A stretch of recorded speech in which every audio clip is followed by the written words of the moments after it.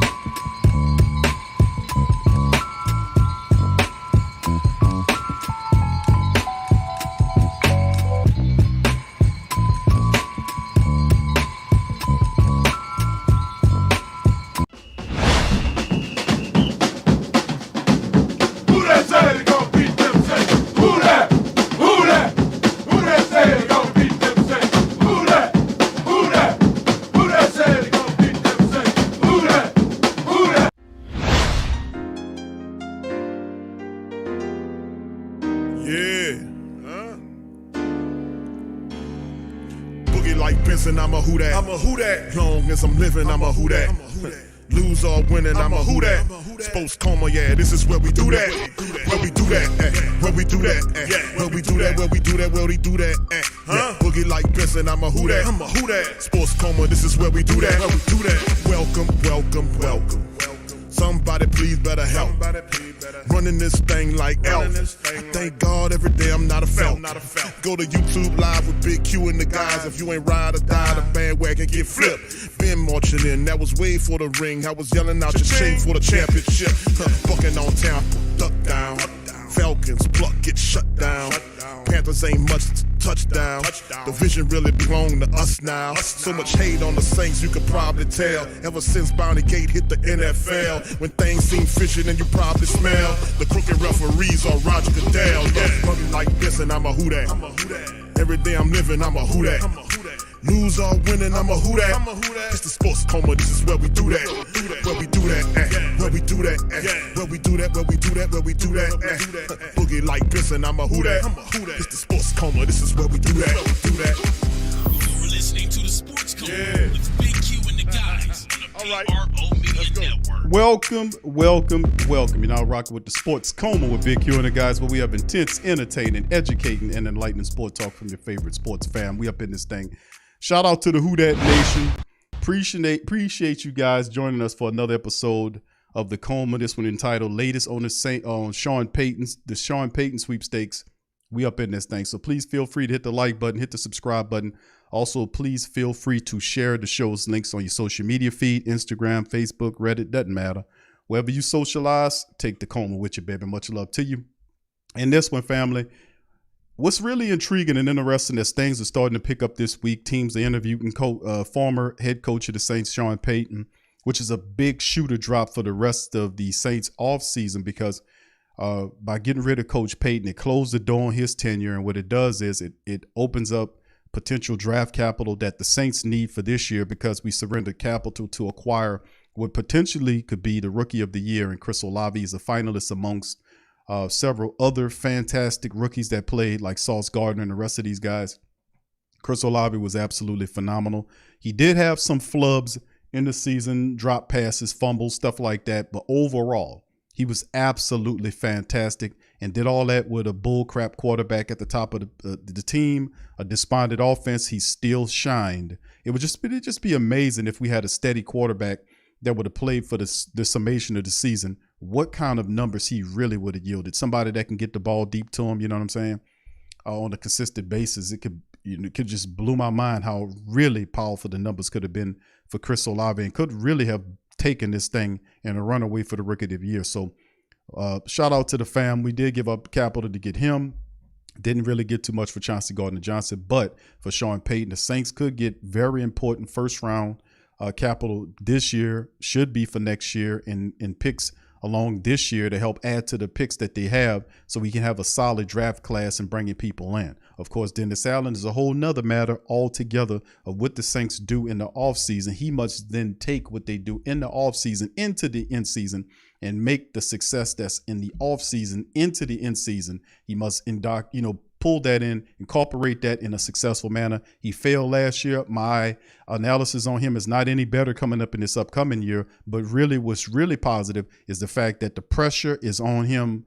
Unlike it was last year, the microscope is affixed to him, and he definitely has to show up or be shown the dough. Me personally, I don't think he does step up and do anything, but that's a whole nother matter. That's a whole nother show. But anyway, with that being said, shout out to the entire Who Dat Nation. Appreciate you guys being up in this thing as you come in. Please feel free to hit the like button and share on your social media. This is one of the articles we're going to go over from CBS talking about Denver. We also have one about the Carolina Panthers, and it's starting to look like it might be a two-horse race at this point. It's still very early on, but it's appearing to be a two-horse race between the Broncos and the Panthers. That's what it appears right now, even though a lot of family members would love to see him go to the Texans because of the draft capital. I would love to see that. They got a lot better, a better group of draft picks that can help us out. Not to mention it sends them to the AFC where we don't have to deal with his tail unless maybe one time a year. So that's also a positive.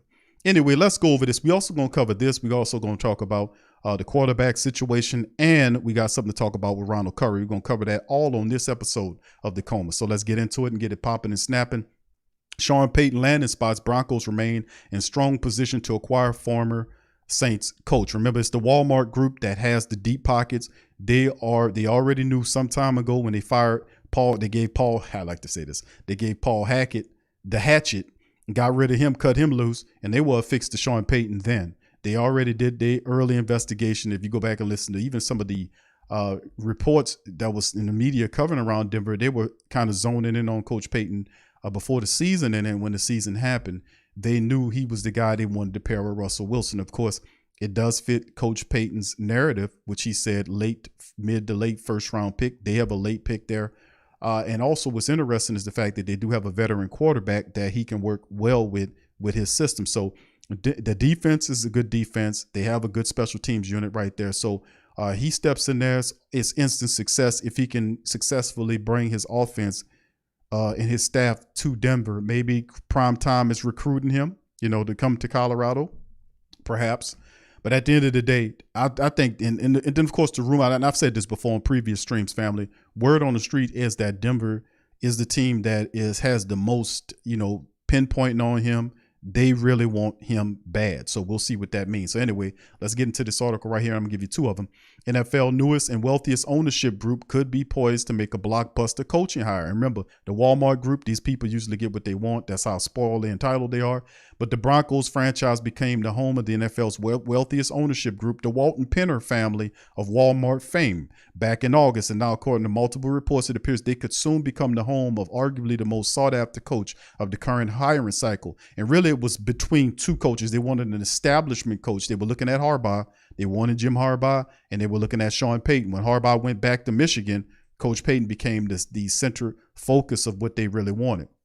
So anyway, the Broncos are very strong position to be able to acquire and sign the former Super Bowl champion head coach of the New Orleans Saints, according to a report by Washington Post. This was posted, yesterday. Now, NFL media reported the same on Tuesday, with Tom Pelissero saying on the inside, it sure seems like, though, if Payton is going to take a job in this cycle, everything's lining up for Denver. That's the word on the street I kept getting. It's from, people saying that Denver has the inside track, but we'll see. Payton, currently an NFL analyst for Fox, said on multiple occasions that one of the things he values in NFL coaching situation is working with a stable ownership group, something Denver has now. The Saints still hold the contractual rights to Payton, and any team that hires him will have to create a trade package to send him to New Orleans. The last NFL coaching trade took place in 2006 when Kansas City sent the Jets' 4th-round pick for Herm Edwards. That's, for Herm. Denver's the first team I was able to have a conversation with their owner. This is what Payton said. And so he said, it'll go team to Saints, and then the interview process can officially begin until the 7th, when this is, before the 17th. With Payton now available to interview in person, he armed himself with information from that team. Now, the Broncos have the type of pick they acquired from the 49ers in 2023, the 1st-round pick, through a trade with the Dolphins that sent linebacker Bradley Chubb to South Beach. The Dolphins acquired that pick as a part of the 49ers leap from the 12th overall pick to the 3rd overall pick in the 21 draft to select Trey Lance. If Payton does become the next Broncos coach, he's willing to work with quarterback Russell Wilson, since one of the first things the new ownership did was sign a 34-year passer to a 5-year, $245 million agreement. So they have to pair him with the coach, because you can't get rid of Russell. You kind of bought into Russell Wilson. Now you got to bring Sean Payton in there to help him out. And this is the type of quarterback that Sean Payton, he would have success with a Russell Wilson, to be honest. He could teach Russell the game, the offense, and Russell's smart enough to thrive in that thing. So yeah, if you talk about fits, proper fit for Coach Payton, Denver would definitely be that. It's just the compensation package is not as attractive as some of the others. This is another one here that's coming from you from Sports Illustrated. Report everything lining up for Broncos to hire Payton. And then this is what they break down, and they talk about more of this. Now, outside of the Denver situation, let me play for you guys some updates right here. And this is coming from the insiders here with their thoughts on what's going on. Y'all put one in the chat if you can hear this properly. Okay, y'all? Here we go. His second interview this week. Houston Texans were on Monday. Denver Broncos in Los Angeles for multiple hours. That happened yesterday. Then he's got the Carolina Panthers in New York with owner David Tepper later this week. And as of right now, that is it for Sean Payton, Mike. And the Arizona Cardinals also have a request in. They've received permission. All of these teams are willing to meet the Saints' asking price, which is a first-rounder and likely more. So they are in business, and they are ready to do the deal if they, in fact, end up doing the deal. And really, for Sean Payton, I think there's a couple things. One, all of these teams represent interesting and different opportunities, so it's really a matter of him deciding what he wants. Russell Wilson in Denver, obviously. Houston Texans do not have a quarterback. Will likely be picking one at number 2. Carolina Panthers also do not have a quarterback. Does he want an established one? Does he want to help pick his own? Where does the cap space land? Some teams have general managers, like, say, the Denver Broncos. Some teams also the Houston Texans, of course. And look, there's varying degrees of would he get final say, would he not? A lot here at stake for Sean Payton and a lot of decisions to be made. All right, that's insider Ian Rappaport's call on the Sean Payton situation. I'm also going to play this interview, too, from him that in just a moment. But as you can see, like we've been talking about, it's like, man, the proper fit, if you're talking about teams lining up for Coach Payton, it became down to those 4 teams. Houston does have the beautiful selection of picks.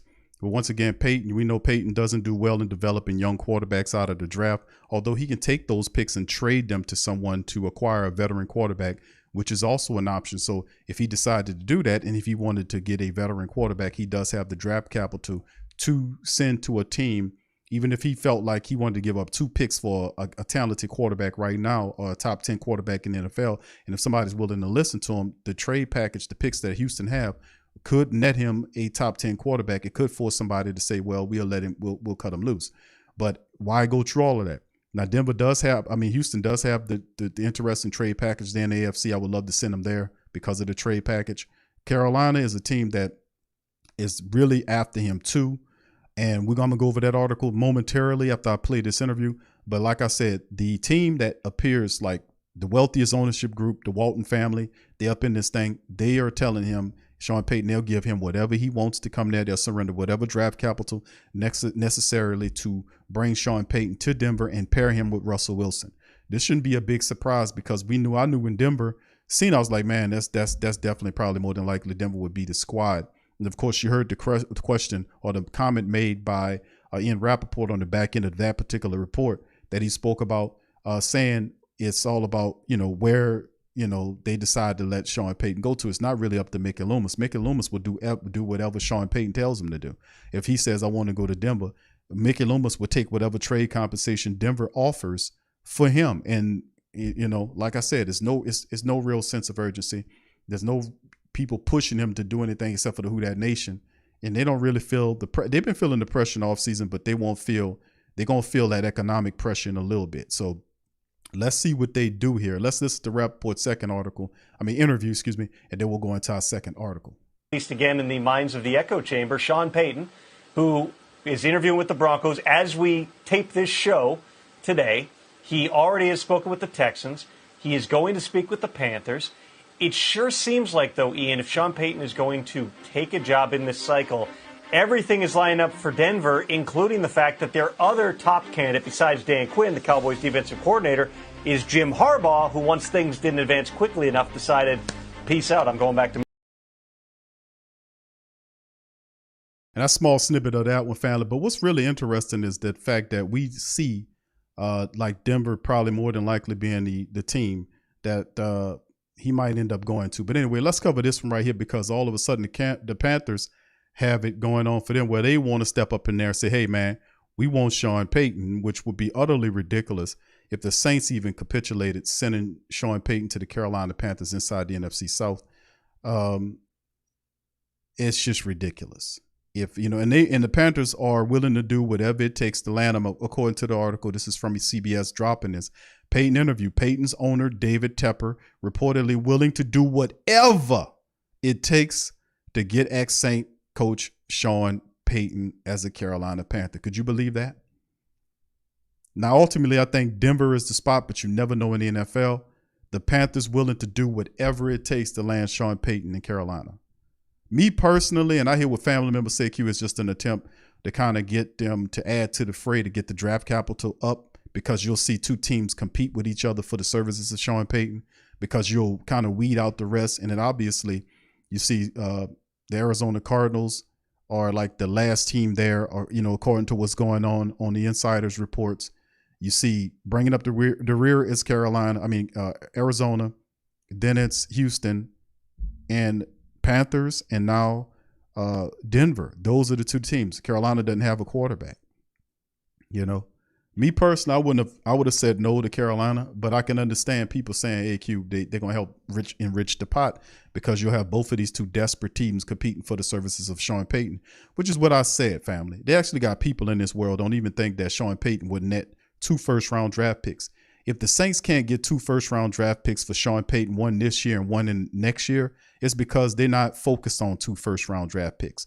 It should have been a thing said, just like the Saints said, we'll take a first-round pick and more. No, it shouldn't be and more. It should be no guesswork to this whole equation. You get what I'm saying? It should be no guesswork here. It should be, listen, we want 2 first-rounders, whether it's this one, a first round this year and one in the next year. And then we'll, you know, and then you can give me a second, you can give me a fourth, we'll work everything else. But in order to talk to me, for me to answer my phone and to entertain your conversation, you got to already know that it's going to cost you at least 2 first-round draft picks to talk to him. And they would give them that because teams are desperate, because you have a Super Bowl winning coach, and teams are desperate for a winning coach to do something. So this is a layup in my book. The only way it's not a layup is if they screw it up, which it appears that Mickey Loomis might be on his way to screwing it up. If they don't get 2 first-round draft picks for Sean Payton, man, they're just ridiculous. Bottom line. But anyway, let's get into this one. Carolina seems to be very interested in Payton. And of course, like we said, Sean Payton is a popular man these days. The former Saints head coach is mulling a return to the NFL in 23, and clubs are starting to line up for his services. Already, the Broncos have made their intentions wooing Payton known, and now 3 more teams are in the mix. The Texans officially interviewing the former Super Bowl champion on Monday. NFL media reports that Carolina Panthers and Cardinals have also been granted, and they did talk to him. Payton, the analyst for Fox this season, told Hurd, and we played the Colin Cowherd, Patty Cowherd situation here about this. And ahead of the interview, it appears that Tepper has made his desire crystal clear, since he would give Payton just about anything he wants, according to the Washington Post. Yet the same report casted doubt on Payton's interest in return, and that's not true. He's definitely coming back. The top is one thing Sean Payton said that you can set your watch to, is that he was going to sit out a year and then come back into coaching, because he still has the itch to coach. So he has been true to his word on that so far. The top quarterbacks on the Panthers depth chart, Darnold, P.J. Walker, are both set to hit free agency, leaving Carolina with the 2022 third-round pick, Matt Golden-Corral, as the only player at the position on the roster. Now, Corral suffered a season-ending foot injury in the preseason. However, the Panthers do have the 9th overall pick in the upcoming 2023 draft.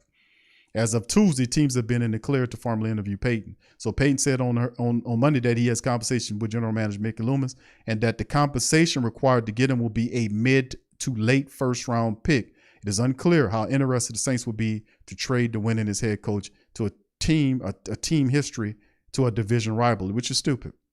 And he bet not do that. He needs to be, if Mickey Loomis does that, if he trades him to the Carolina Panthers, and I severely doubt that they will do that, that we need to check Loomis for dementia. No doubt about it. That's the if ands buts about it. If he does that, he's definitely out of his mind and needs to be checked for dementia rapidly. So anyway, with that being said, let me pause to the question to the rest of the family members. Let's talk this to the family members. Who do you think Sean Payton, where do you think he goes? Out of the 4 teams, we know who the 4 teams are. Where do you guys, give me your order of who you think where he goes. Is it Denver? Is it Carolina? What's your order? What's your order of importance you think the teams fall? Do you agree with me? Is it the Broncos, the Texans, the Panthers, and then the last team is the Cardinals? Where do you think he falls? Me personally, I say Denver. Do you agree with me? Do you think Denver would be where he goes? We know the best situation would be for the Who Dat Nation is Houston because they got more draft capital, but it ultimately appears that the Panthers is, I don't consider them, but at the end of the day, I think it'll ultimately be Denver. That's something I've been getting the last several days, that Denver really wants him. They've been wanting Sean Payton for a while. Jerome says QSP is really trying to drive the asking price to 1 mid-round, first-round pick. He doesn't want to go to a team with limited picks. Indeed, bro. And see, that's why I was saying that you should know that, like, Sean Payton is not your friend, Mickey Loomis. Yeah, Sean's my friend. No, he's not your friend. No, he's not your friend. And I keep saying this because in the NFL, they should know, these grown-ass people should already understand that it's a competitive game.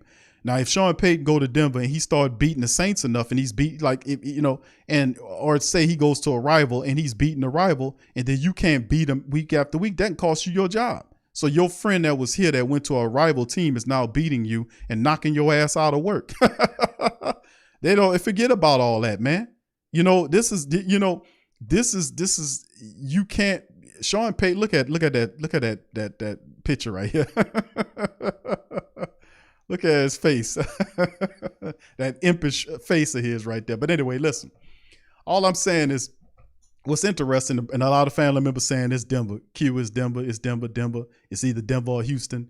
504 Coast says Denver, Arizona, Panthers, and Texans. I know we prefer the Texans because of the picks, but it just seems like to me, with everything coming, that Denver's more than likely going to be the winner of the Sean Payton Sweepstakes. And what happens is they have that late first round pick. And really, he kind of dropped game. And that's why I was picking up the little clues. I'm good at sorting out the clues. And he said a mid to late first round pick. What? You mean to tell me when you get a coach like Sean Payton is not chopped liver. He's a good coach. But in a proper setting, he can take your team from worst to first and have you as a contender. Isn't that worth a top 10 pick? He's saying stuff that Mickey Loomis ain't even saying. Like, I think the Saints draft request, at first he didn't want to tell you, he was hinting on it. And then Colin Cowpad kept kind of pushing on him to tell you the truth. And ultimately he did say, well, I think the compensation will be either a mid to late first. And I'm like, wow. How in the hell did we get down to a mid first round pick for Sean Payton? He's worth at least 2 first. Listen, if you don't give me nothing but 2 first round, we're going to start there. We're going to start with 2 first round picks. I want 1 this year and 1 next year. You see?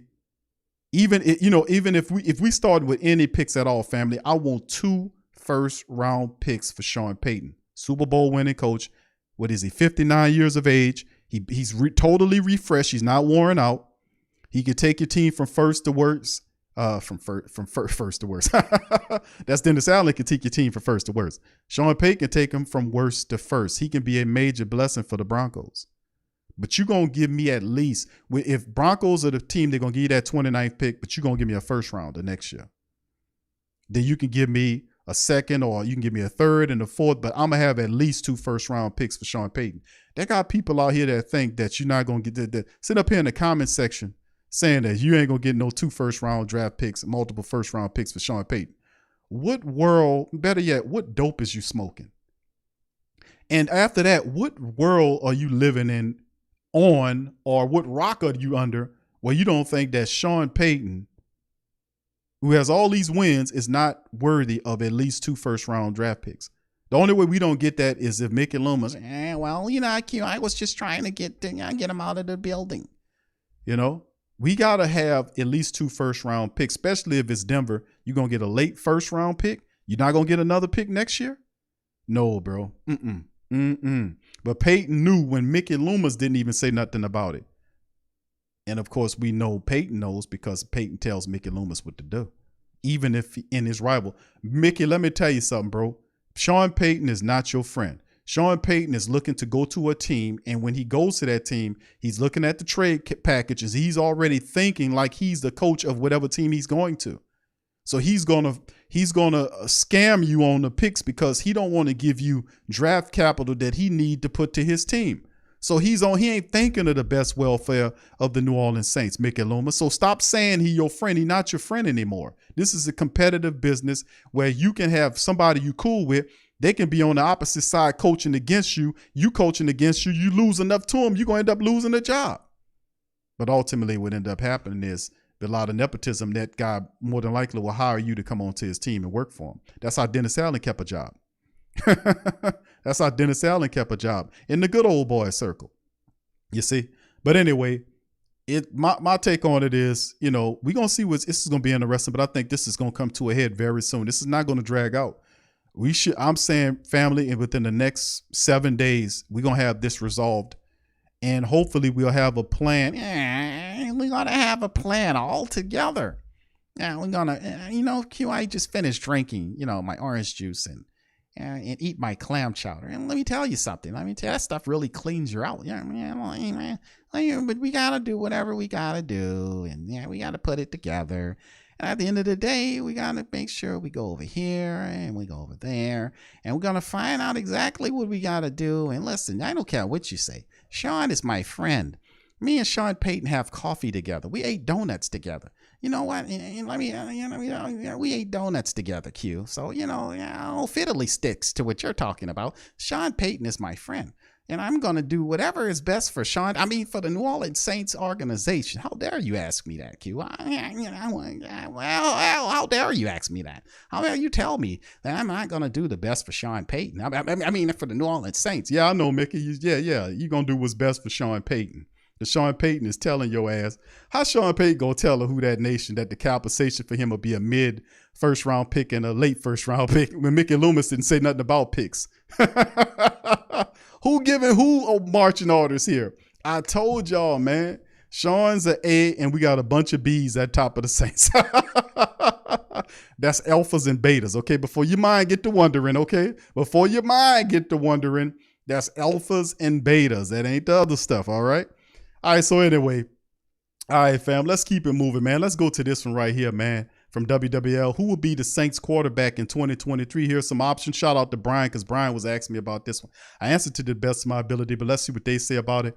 The Saints have been in quarterback turmoil since Drew Brees left retirement, and that's their Saints' fault, by the way. We had Drew Brees for a very long time. He sat on top of the team for 12-something plus years, and the Saints had an opportunity to replace him with a young rookie quarterback they could have drafted high or traded up for. They totally whiffed on it. They went and got offensive linemen that we didn't need, drafted a center and tried to turn him into the guard. We didn't need to do that. We drafted a guy who's a bust right now who shouldn't even be on the team. Y'all know who I'm talking about. The guy that slaps the other guy upside the helmet. He's a total bust. So they passed on, destroyed it. Had an opportunity at veteran quarterbacks, gave up draft compensation, third-round picks and other things. The lame veterans come here, do well, lie to them, backstab them, they leave, and then you got a screwed up quarterback situation. So it's just what we talk about, man. So the Saints are one of many teams that have not found their long-term answer at quarterback. Not found because they're not looking. The only answer to a long-term QB situation in the city of New Orleans is to draft a good quarterback. There are tons of really good quarterbacks that are coming out of these drafts. The Saints are not looking at these guys. I don't know what they're looking at, but they're not looking at drafting quarterbacks that can build the team into the future, that can carry the team into the future. They keep coming out every year, really good young quarterbacks that in the right situation can help you win. The Saints just simply look right past them and pick up people that we don't, to be honest with you, we don't really need. We didn't really need Cesar Ruiz's picking right there. We could have went somewhere else. Pat Queen. We could have had Pat Queen that year. We could have another player. We didn't need Davenport was going to be available later on in the draft. You reached to get Davenport, just like we reached to get Peyton Turner to a degree. People felt Peyton Turner was going to be available in the second round. The Saints reached and grabbed him. The thing is interesting is, okay, they drafted him because they said it reminded them of Davenport. My thing is, and I've been saying this for a long time, let's stop drafting Davenports. Can we draft a Cam Jordan type defensive end? Can we start looking for the prototypes of Cam Jordans? And if you like Drew Brees so much, instead of looking at Taysom Hill types, can't we look at Drew Brees types? Let's stop drafting those types and draft the productive types that we've had success on. How we drafting a Davenport type player and Davenport ain't hitting on nothing? Well, he is hitting on the Carolina Panthers player. I mean, that's getting thrown out of the game. But it's just really amazing watching draft after draft about the situation in New Orleans. And now we in a situation where we don't know who the man going to be. We simply don't know. After being spoiled, they say spoiled for 16 years with one of the NFL's most decorated quarterbacks in Drew Brees, the team has dealt with nothing short of tumultuousness at the top of the position since Brees' retirement. That's in 2022. Family, we are in 2023. Brees been gone. Brees was actually gone in that year when he was playing. He was banged up to hell, couldn't get out of the way. Saints still wasn't looking to replace him. There was no vision in a new quarterback. It wasn't, because a lot of that had to tie to Sean Payton because he knew his limitations.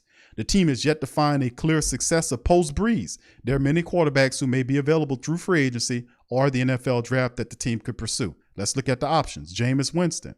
Winston was slated to be the Saints' Brees' successor after he was named the starter ahead of the 21 season. He started the season strong, leading the Saints to a 4-2 record, but suffered an ACL tear in Week 7 that season, which derailed what may have been a career resurgence in New Orleans. He had really good numbers that year. Winston was again named the starter ahead in the 22 campaign, but started only 3 games after suffering a back injury in the season opener that nagged him throughout the season, leading him to be replaced by Andy Dalton. It wasn't just a back issue. He had a foot issue too. He had multiple real crippling injuries that occurred that started the season off. Plus he was rehabbing from the previous ones. Then he had 2 he picked up in the new year that made him look like crap. And then in the Atlanta game, he didn't look comfortable. Then they give him a back shot. Pause. They gave him a shot of, whatever, and killed that pain. He went up there and tore Atlanta up, him and Mike Thomas. And that fourth quarter was probably one of the best fourth quarters that I ever seen in Saint football, what they did to Atlanta. When the Saints came from behind, that's what make me look. When Mike Thomas is healthy, that's what you get. Man, I'll wait for that another year. He told them people up in one game against the Atlanta Falcons, him and Jameis Winston. They told them boys up and stole that game from him. He was messed up, beat up pretty bad. The great part about it is he comes back totally healthy for the upcoming year, but the issue is, will he be on this team? That's the next thing. Winston is the only quarterback the team has under contract ahead of the 2023 season, but belief around the league is that Winston may want to move on from the team after the 2022 season. While those rumors are unconfirmed, his future in New Orleans is uncertain at best, and y'all know this because of what happened between him and Dennis Allen. Dennis Allen violated one of the core tenets in NFL circles about not allowing you to lose your job due to injury. He set him down. Jameis went out. I'm telling you, Jameis had to have an interview. Went to Mickey Loomis and said, "Hey, man, he not going to play me. Mickey, help me. Mickey, I'll talk to Dennis." And the next thing you know, he talking to the media. He gets in Dennis Allen's doghouse because Dennis Allen's pissed because he talked to the media. They expose him for the liar that he is. So and I told y'all when this happened, I said he won't play Jameis for the rest of the year. I told y'all that because he's petty. He puts his own petty bullcrap ahead of the team. And definitely Jameis could have did better than what Andy Dalton did, especially if he was healthy enough to play. People like to say he looked bad, but they don't want to put the extra information in there that he was fighting several injuries and he wasn't healthy. If you set him down, they set him down for a couple of months. The staff looked at him. He came off the injury report. The doctors say he was good enough to play as good as he got. And Dennis Allen said no and kept Dalton on top of the team for the rest of the season. And you are a 7-10 ball club and missed the playoffs in 2 consecutive years. Next on the list, Andy Dalton, Mr. Checkdown himself. After Winston's injury in 21 season saw unprecedented amounts of quarterback inconsistencies with the likes of Trevor Siemian, Taysom Hill, and Ian Book at the helm, Dalton, a former starter and Pro Bowl player, was brought in ahead of the 22 season to serve as Jameis' backup. Dalton was thrust into the starting role in week 4 and started the rest of the way, leading the team an unceremoniously 6-8 record, while Dalton finished with a career best almost 67% completion rate. He also had a very pedestrian 2,871 yards, passing with 18 touchdowns and 9 picks. Remember, a lot of this was in garbage time now. A lot of this is in A lot of Andy Dalton's stats came in garbage time moments. I'm like, that's my little asterisk, because people will look at it and say, man, he did real good, Q. He threw for 8 touchdowns, 9 interceptions, almost 2,900 yards. Man, what y'all tripping on? A 67% completion rating? Man, Andy Dalton had it cooking for the Saints. No. Watch the games. A lot of his statistics was accumulated in garbage time stats. We sat here up in here on live streams watching this stuff. Live streams, doing the full live stream 3 hours at a time. We watched this dude play. Nothing tremendous about him at all. Taysom Hill. This may be considered a chaos scenario for the Saints. Hill is undoubtedly a talented player, but his prospects as a full-time starting quarterback in the NFL have never been high. Hill spent the 22 season listed as a tight end on the team's unofficial depth chart, but continued his typical gadget role for the team, taking snaps on offense at quarterback, running back, tight end, as well as on special teams as a kick returner and gunner. Hill finished the season with 12 touchdowns, 7 rushing, 2 receiving, 2 passing, and 1 on a fumble return for a block punt. While Hill is under contract with the Saints for 23, his effectiveness as a utility piece in offense all but certainly means the team will look elsewhere for the starting quarterback. It is also worth noting that if Hill does become the starting quarterback, his contract gets much more expensive. This won't happen. Taysom Hill is nobody's starting quarterback. The Saints gave Taysom Hill an opportunity this season to operate out of the quarterback position. You will see plays where Taysom would have the option to throw or run, and the majority of the times he would take the option to run. It takes he doesn't have a QB clock in his head. He doesn't go through his progressions. Listen, we sit up here and watch Taysom Hill all year long, even when, and it doesn't make sense to me because they would stack the box against Taysom Hill. Taysom would still run through a stacked box. Sometimes he bared a lot of positive plays because he would simply trust his strength and run through the arms of defenders. Sometimes he would get tackled for a loss. But what's really intriguing and interesting is he says that he wants to be a quarterback, but when he's given opportunity to throw the ball, he didn't throw the ball. He would step 6-7 yards behind the line of scrimmage on the shotgun play. Taysom Hill would snap the ball, would look to his left, don't go through any progressions, and he would look to his left and run right. I'm like, bruh, dude, at sometimes, you know what? You probably would have threw at least 10 touchdowns this year if you would just go through your progressions, because most of the time they stack the box against Taysom, which means one-on-one matchups with his wide receivers. If he can actually just throw the ball or get the ball out of his hand, he got one-on-ones easily because they're more afraid of him as a runner than they ever are of him as a passer. This is facts. And another thing, the Pete Carmichael didn't do a terrific overall job of giving Taysom Hill more plays to pass. Whatever little plays they had, it was very limited. And I was saying, listen, if you want to give him, work a Taysom Hill, give him 10 plays. Give him 10, offensive passing plays where they give an opportunity, 10 really good passing plays that he knows really well. Or I would even justify it by saying, give him 5 passing plays that he mastered and he knows very well, just for the threat that if he can run those 5 passing plays really well, they would allow him to throw the ball because they're scared of him running the ball. They really are. And they could have took more of an advantage of the threat of Taysom Hill as a runner than of the passer. So he's not a serious option at the QB position. He's not. And of course, as we hit the free agency market, here's the target, Derek Carr. Las Vegas quarterback, Derek Carr is expected to become either a free agent or trade bait after the team controversially benched him for the final 2 games of the 22 season, signifying the probable end of his tenure. Carr was the Raiders' 2nd-round pick in 2014's NFL draft, a selection made by current Saints head coach Dennis Allen. Let me repeat that again.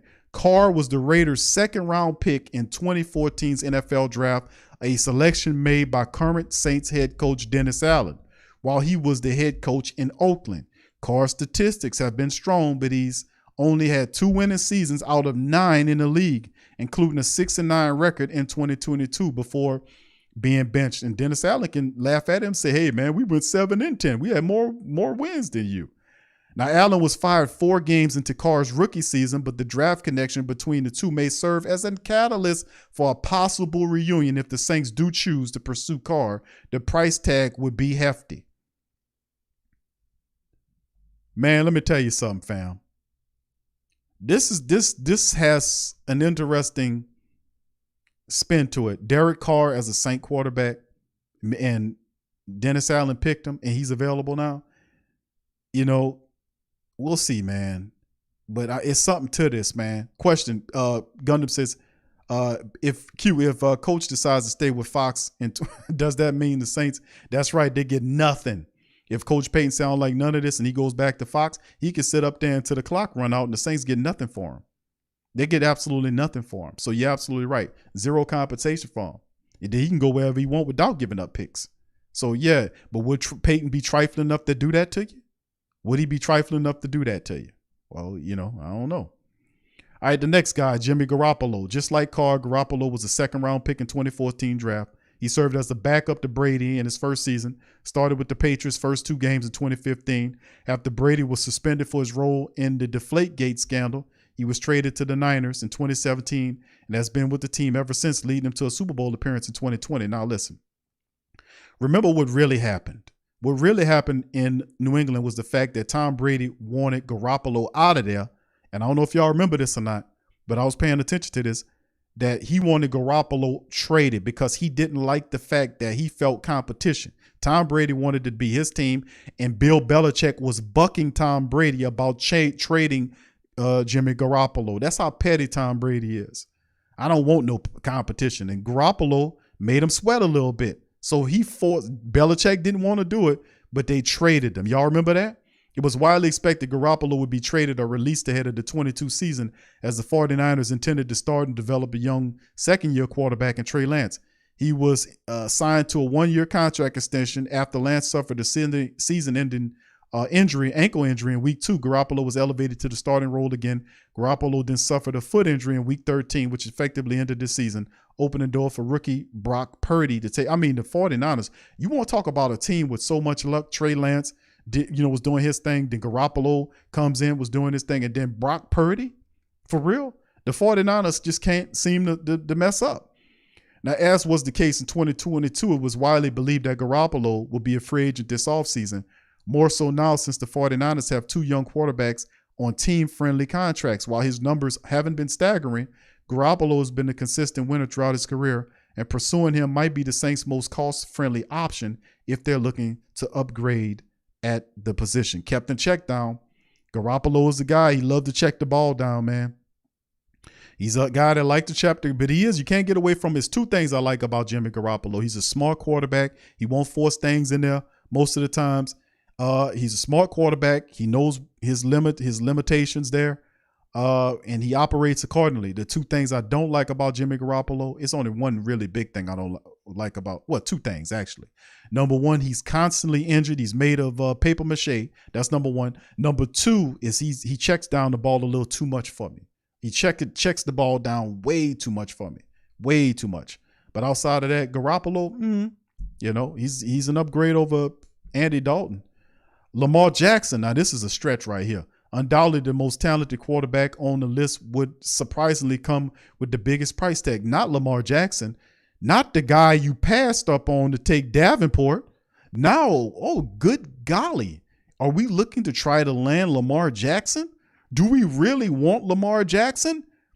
Like Mickey says, fiddly sticks. How are we looking at Lamar Jackson when we passed on Lamar Jackson to take Marcus Davenport several years ago? Now we want to go back to Lamar Jackson? Well, all fiddly sticks. It's amazing, man. This is absolutely amazing. We passed on Lamar Jackson during the draft to take Davenport, and Davenport is an absolute bust.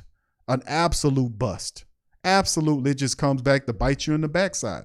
Undoubtedly the most talented quarterback on the list, and would unsurprisingly come with the biggest price tag. Ravens quarterback Lamar Jackson is slated to become a free agent. He's not going to make it there. These people will franchise tag this man. They're going to franchise tag this man. Jackson will most definitely be given a franchise tag by the Ravens, meaning they will have executive or exclusive, rather, negotiation privileges with him through at least the 23 season. If the Ravens do decide to part ways with Jackson, his free agent market would include several teams, all of whom would have offered a yearly salary in the neighborhood of $50 million per year, a tag that the Saints would struggle to manage given their salary cap commitments. So the only way you get Lamar out of there is if you would trade for him, which the Ravens are not in the market of looking to trade for Lamar. They're not giving Lamar Jackson up. And I know about all the stuff that's going on there and people advocating for him to get a contract. There is no other options for the Ravens at this point. They're not going to let Lamar Jackson go. Trust me, they're not. They're going to franchise tag Lamar Jackson. He's not going anywhere, and they're going to hold him until they can work out an agreement. Now, he can very well hold out and make it difficult and force a trade out, which is a whole nother a ball of wax altogether. But that is something that I don't think will happen. If you wanted them, you should have drafted them instead of drafting that bum-ass Davenport. Tom Brady, the greatest quarterback of all time, likely considered a number of options this offseason, ranging anywhere from retirement to returning to his old team, the New England Patriots. A report surfaced just before the 2020 season kicked off detailed that Brady and the Saints had mutual interest, that he was the team's contingency plan had Breeze retired before the 2020 season. While that obviously never materialized, it's unclear if the interest still remains. Much of the interest Brady had in the Saints was due to Sean Payton. Indeed, what's intriguing and interesting about the Tom Brady thing, and like I said before, this ship has sailed. It sailed 3 years ago. And that was due to the Saints. Now, you could have had another Super Bowl. You could have had 2 more Super Bowls if Tom Brady would have, if you'd have signed Tom Brady, and this is the thing. Drew Brees was at the end of his contract. And if the Saints was a smart, decisive team, they would have told Drew Brees, thank you for your services, and would have moved on to Tom Brady. Now, in the last 3 years, you would have had at least 2 Super Bowls with Tom Brady and Sean Payton operating together. You'd have had at least 2 Super Bowls now. The Saints effed all of that up when they waited for Drew Brees, when they should have said, listen, Drew, thank you. We're going to move on. Drew done gave us every and anything he could muster. Them last 3 years with Drew Brees, you can keep them. You can keep them. But you had an opportunity with those 3 years with Tom Brady, and Sean Payton would not be on Fox. The whole future, listen, family, the whole future changes. If we span back that offseason where Drew Brees' contract ended and the Saints had an opportunity to bring Tom Brady in here 3 years ago, that first year when Tampa Bay won their first Super Bowl there, had the Saints made the decisive call to get rid of Drew Brees and said, thank you for your services and moved on, your entire future changes. You'd have had at least 1 Super Bowl, at least probably 2 of them, maybe 1 Super Bowl win and a Super Bowl appearance with Tom Brady in New Orleans. That's number 1. Number 2, Sean Payton wouldn't be talking about sports on Fox right now. He would still be sitting on top of the Saints team as the head coach. Your whole future changes with 1 smart, decisive move by Mickey Loomis sitting up there, half sleeping up there. So, I mean, it just goes to show you. So the Tom Brady thing, that's not going to happen. Sean Payton going elsewhere, Tom Brady going elsewhere. He wouldn't dare come down here and be the take over the. Well, then again, his petty meter is off the chain. His petty meter is off the chain. So if he wanted to really show Drew Brees up and stick his thumb in Drew Brees' eyes, he can opt to sign a 1-year deal with the Saints, right? Take command of the offense, right? Just like he did in Tampa Bay, and win a Super Bowl in the Saints uniform, right? And put his records up, because he already took Drew's records down. Win a Super Bowl in New Orleans, because that's really what he was aiming at, because he's super petty. You think Drew Brees, keep thinking Tom Brady your friend. Tom Brady is ultra mega sword petty, super petty. So if I believe he's that petty to take the job for 1 year, Dennis Allen won't tell him nothing. He'll basically run the offense where he wants. He'll name his people, and at least we'll have some leadership there. The Saints will do a better job of protecting them. They got better talent around them. You still got Alvin Kamara, Chris Olave, Mike Thomas. I think he will return. You got some people there, but at the end of the day, Sean Payton and him was the connection. That was the magnetism. Without Sean Payton, there's no Tom Brady. But then again, I don't know. Brady is super petty. We'll have to monitor, but I doubt it. And of course, the rookies.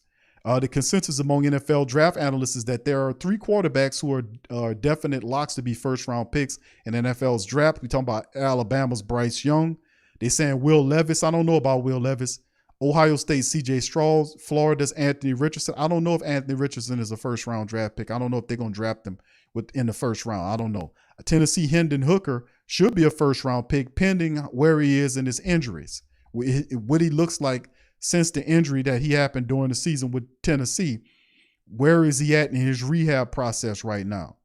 But also, ultimately, a lot of this will be amplified due to the combine. When the combine started to cooking and snapping, you'll see a lot of these quarterbacks have, they kind of put themselves in better position because, you'll have these early rankings come out about these quarterbacks, and guys like Will Levis and the rest of these guys tend to fall or place higher than what they should be. And then when they go through these combine workouts, you see they start to level where they belong. So I like Anthony Richardson. He got a lot of game to him, but he missing a lot. He needs a lot of work. I don't see him as a first-round quarterback. Hendon Hooker is, but it depends on where he is because he's fantastic, but it depends on where he is in his rehab process. Bryce Young and C.J. Stroud, no doubt about it. Those are first-round talents off top. Will Levis, good, but I wouldn't say he's a first-round quarterback. They're reaching on that. But you know how it is. Shell, they picked, what's the guy from Chicago? That was a Chicago quarterback. They picked him with the 5th overall pick. What was his name? I forgot him. He wasn't worth no 5th-round pick. What's the guy? He plays for Pittsburgh now. I forgot his name, the backup there.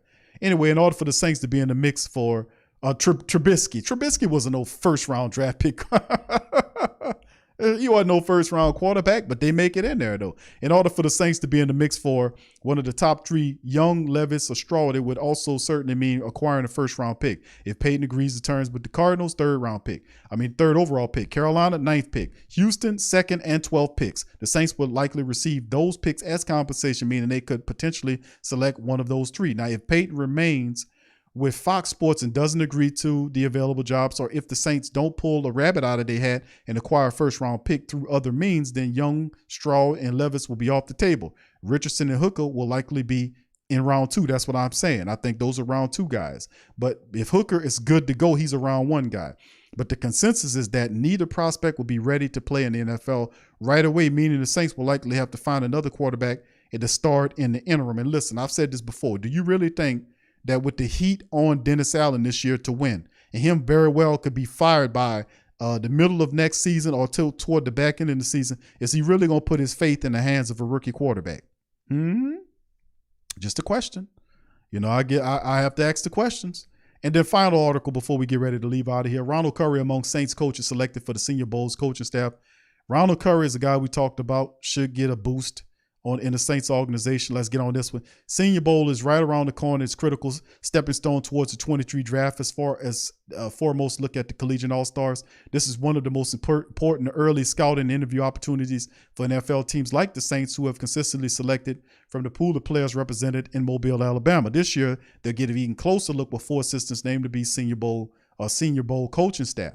In the past, Senior Bowl would choose their coaches by selecting an entire NFL staff. This year, they changed their approach by selecting from talent nominated by NFL clubs. Here's a more detail from the Senior Bowl press release, and this is what they're saying. Under a new arrangement to promote professional development, NFL football operations has implemented a coach-up format where coordinators and assistant coaches are placed into elevated or different roles from the ones they currently hold with their respective clubs. Head coach and general manager from all 9 playoff teams, and the opportunity to nominate assistant coaches, and those candidates were then selected by a group comprised of league office executives, representatives from the general manager advisory committee, and Senior Bowl leadership.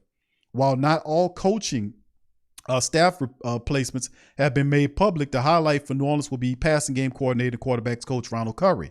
Curry serves as the NFL team offensive coordinator in Mobile. The Saints have highlighted Curry's trajectory multiple times and look to be setting him up on a path to offensive coordinator with their club or elsewhere. Curry's coaching profile has continued to draw attention as he ascended the ranks in New Orleans. Along with the additional 3 Saints coaches who will be named at a later time, Curry will help the Saints get an up-close and personal look at some premier talent in this year's NFL's class. Quarterbacks like BYU's Jaron Hall, who's good, Fresno State's Jake Hayner, and Max Duggan of TCU, big heart, probably one of the biggest hearted quarterbacks in the game, gutsy quarterback.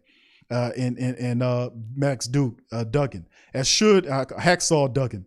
And he should running backs like Tulane Hometown Project, Tajay Spears. Draft this guy by all measurements. I don't care what you got to do, New Orleans Saints people. You better get your ass on and get Tajay Spears at all costs. He's a bona fide talent. And with stuff about to shake for Alvin Kamara next year with his public stuff coming up and the case stuff, don't let Tajay Spears go to anybody else. The Saints need to draft Tajay Spears out of Tulane. He is absolutely phenomenal. The kid is phenomenal. But what really exciting here is to see Curry's profile continues to build. At the Senior Bowls, they say draft starts in Mobile, and so too many the next step for Curry. So here we go. Saints always have talent there.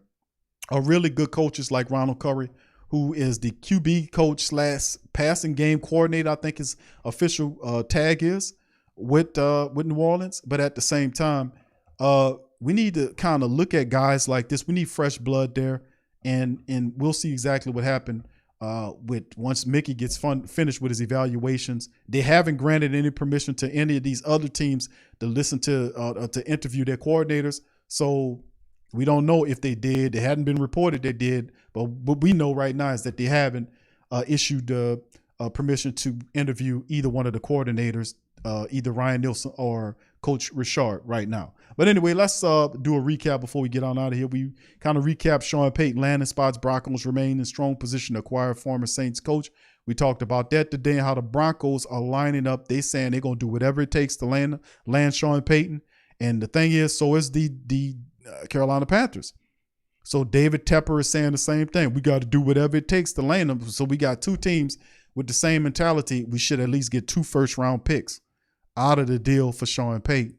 If we got them teams that really want him that bad, even though I'd be kind of not want to trade him to Carolina, but unfortunately they're in the fray here. So anyway, we'll see how it all goes, but this should come to head in the next several days.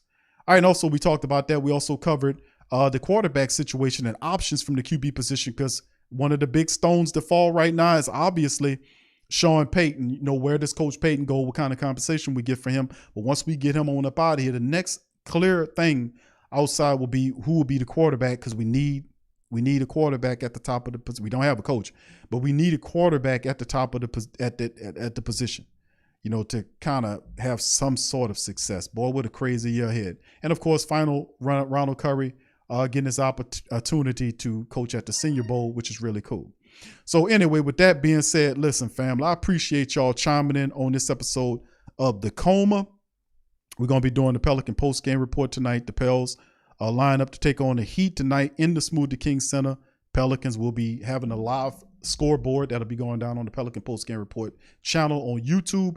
If you want to check that out, please feel free to go over there. And then later on, after the Pelican post-game report live scoreboard ends, we will then have the Pelican post-game report recap of what happens. And I'm saying that the Pelicans should beat the Heat tonight. I'm being super positive on this one. Would love to see a W. So with that being said, I'm going to get out. Listen, I appreciate every last one of y'all for joining me for this Wednesday episode of the Pelican Post. I mean, I do too much. Other Sports Coma. Yeah, you see that, Q? You guys said the Pelican post-game report. Anyway.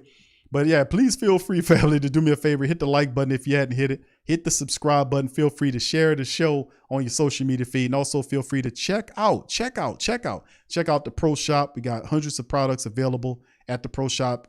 All purchases help out the platform. Got a lot of good things popping coming up in the month of March. The website about to be on fleek. We about to just a lot of great stuff for content creators. We taking it to the next level. We trailblazers over here. You know how we rocking. We're about to take it to a whole new level. And I appreciate you guys' support for doing that. So with that being said, I'm gonna get out on that. Much love to the fam, and who that to you.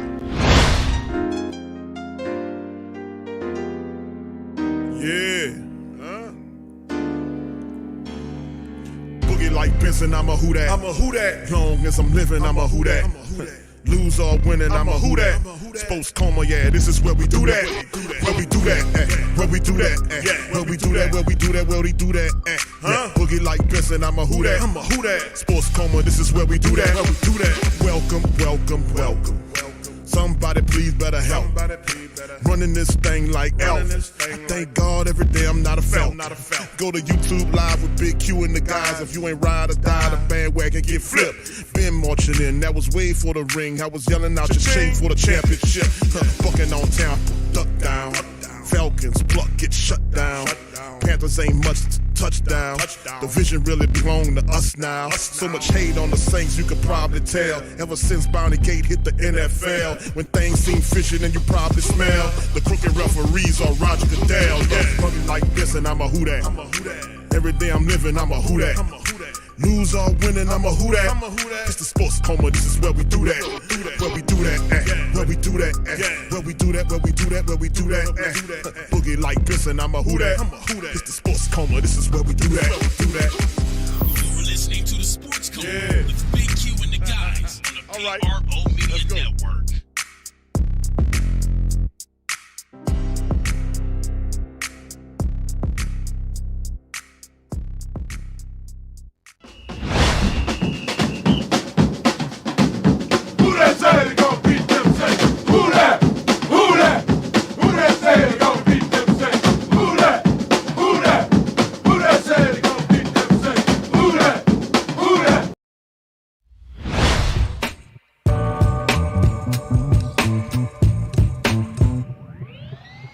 Just trying to give you something spooky to forget. I'm just trying to give you something. I'm just trying to give you something spooky to forget. I'm just trying to give you something.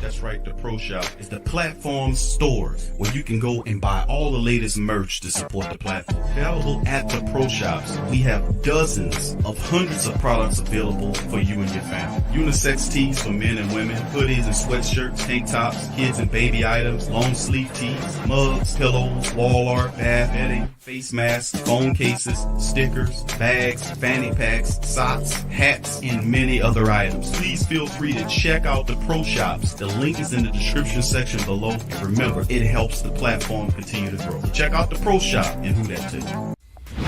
WhoThatDaily.com. That's right, the WhoThatDaily.com. Your one-stop shop for everything New Orleans Saints, New Orleans Pelicans, LSU Tigers, even the top flight boxing news. So if you're a Who That and you're looking for a place to stay up on your team, WhoThatDaily.com is your site. The WhoThatDaily.com for the sport Who That in all of us.